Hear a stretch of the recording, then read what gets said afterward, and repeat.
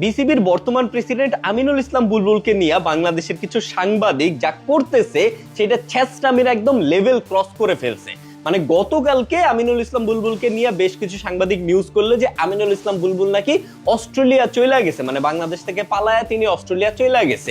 কেন করছে তারা? কারণ তারা আমিনুল ইসলাম বুলবুলকে রিচ করতে পারতেছিল না। ভাই, আমিনুল ইসলাম বুলবুল বর্তমান বাংলাদেশ ক্রিকেট বোর্ডের প্রেসিডেন্ট, সো তার আসলে হাজার টাকা, তিনি কেন সকল সাংবাদিকের কল রিসিভ করে তাদের সাথে গেজাবে? ভাই, তার তো অনেক কাজ আছে। সো স্বাভাবিকভাবে আপনাদের মতো ছেঁচড়া সাংবাদিকরা সবাই তাকে রিচ করতে পারবেন না। সো যেহেতু তাকে রিচ করা যাচ্ছিল না, তো সাংবাদিকরা নিউজ কইরা বসলো যে আমিনুল ইসলাম বুলবুল একদম বাংলাদেশ থেকে পালায় অস্ট্রেলিয়া চলে গেছে।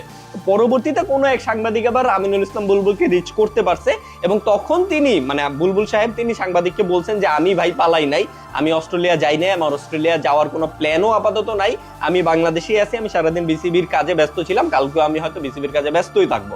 তো যখন ওই সাংবাদিক রিচ করতে পারলো তখন আবার নিউজ করা হইলো যে না, বুলবুল সাহেব পালাই নাই, বুলবুল সাহেব বাংলাদেশে আছে, বিসিবির কাজে ব্যস্ত আছে।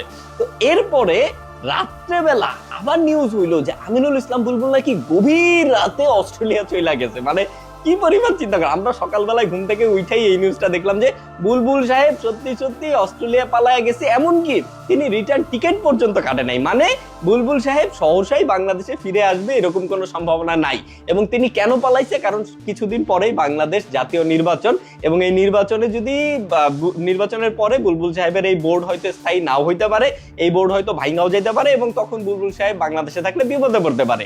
এইরকম কারণে নাকি তিনি নির্বাচনের আগেই বাংলাদেশ থেকে অস্ট্রেলিয়া পালায় গেছে, রিটার্ন টিকিট পর্যন্ত কাটে নাই। এবং এই সবকিছু মিলে মানুষ আসলে মানে সাংবাদিকরা প্রেডিক্ট করছে যে বুলবুল সাহেব অস্ট্রেলিয়া পালায় গেছে, গভীর রাতে পালায় গেছে, মানে দিনের বেলাও পালায় নাই, যাতে যদি কেউ আটকায় যদি দেয়, এই জন্য গভীর রাতে অস্ট্রেলিয়া পালায় গেছে, রিটার্ন টিকিট কাটে নাই। মানে বুলবুল সাহেব আপাতত সহসাই বাংলাদেশে ফিরতেছে না। কিন্তু কিছুক্ষণ পরে, মানে এটা তো গভীর রাতে করা নিউজ, সকালবেলায় উঠে আমরা দেখছি, তার আর একটু সকালে একটু বাড়ানোর পরে, বেলা একটু বাড়ার পরেই আমরা দেখলাম যে বুলবুল সাহেব অস্ট্রেলিয়া যান নাই, তিনি গভীর রাতে পালান নাই, তিনি বাংলাদেশে আছে, এমনকি মিরপুরে বিসিবিতেই তাকে দেখা গেছে। মানে কোন লেভেলের জোকারি এই জিনিসগুলা! এই সাংবাদিকরা তাদের ছেচরামির লেভেলটা কই চলে গেছে! মানে কোনো ধরনের সোর্স ছাড়া, কোনো অথেন্টিক সোর্স ছাড়া, কোনো অথেন্টিক নিউজ ছাড়া তারা আসলে নিউজ করে দিল বুলবুল সাহেব গভীর রাতে অস্ট্রেলিয়া পালায় গেছে, রিটার্ন টিকিটও কাটে নাই, তিনি সহসাই আর দেশে ফিরবেন না।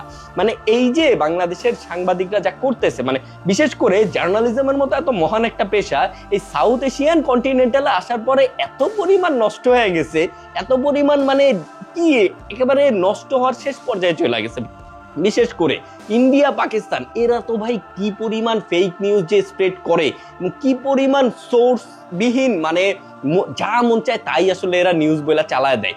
এখন বর্তমানে এই যে বাংলাদেশে এই জিনিসগুলো দেখা যাচ্ছে, বাংলাদেশের বেশ কিছু সাংবাদিক, সকল সাংবাদিক না, বেশ কিছু সাংবাদিক এই ধরনের একদম বাজে নিউজ, কোনো উইদাউট এনি সোর্স, তারা যা মন চায় তাই নিউজ করে দিচ্ছে। এবং বুলবুল সাহেবের সাথে এক্স্যাক্টলি এইটাই হয়েছে। নয়তো আপনি বলেন যে একটা মানুষ একদম অস্ট্রেলিয়া পালায় চলে গেছে গভীর রাতে, এই নিউজটা যে আপনি করলেন, আপনার কাছে কি সোর্স ছিল? এরকম একটা সিরিয়াস ইস্যু নিয়ে আপনি সিরিয়াস একটা নিউজ করে বসলেন উইদাউট এনি সোর্স। মানে এদের সোর্স কি জিজ্ঞেস করলে বলবে, কেউ একজন আমাকে বলছে সোর্স হইলো ভাই চালায়া দেন। এই সোর্স দিয়ে আপনি বিসিবির বর্তমান প্রেসিডেন্টকে নিয়ে এই ধরনের নিউজ করতেছেন যে বিসিবির বর্তমান প্রেসিডেন্ট আমিনুল ইসলাম বুলবুল গভীর রাতে অস্ট্রেলিয়া পালায় গেছে উইদাউট রিটার্ন টিকিট। মানে এগুলো আসলে কোনো মানে নেই। মানে বাংলাদেশের এই যে স্পোর্ট জার্নালিজম, বিশেষ করে স্পোর্ট জার্নালিস্ট, বিশেষ কিছু জার্নালিস্টে এই যে বুলবুল সাহেবকে ডিফেম করতে চাচ্ছে, তাকে নিয়ে বিভিন্ন প্রোপাগান্ডা ছড়াতে চাচ্ছে, এই জিনিসটা আসলে কখনোই বাংলাদেশ ক্রিকেটের জন্য বা বাংলাদেশের জন্য খুব ভালো কিছু বয়ে আনবে না। তো আপনারা দয়া করে এই ধরনের মোকারি আর কইরেন না, এই ধরনের জোকারি বন্ধ করে আপনারা যদি সত্যিকার অর্থেই জার্নালিস্ট হয়ে থাকেন তাহলে ভালো নিউজ করেন, সুস্থ নিউজ করেন এবং সোর্স সহ নিউজ করেন। ইন্ডিয়া, পাকিস্তানের মতো উইদাউট সোর্স যা মন চায় তাই নিউজ করে বসেন না।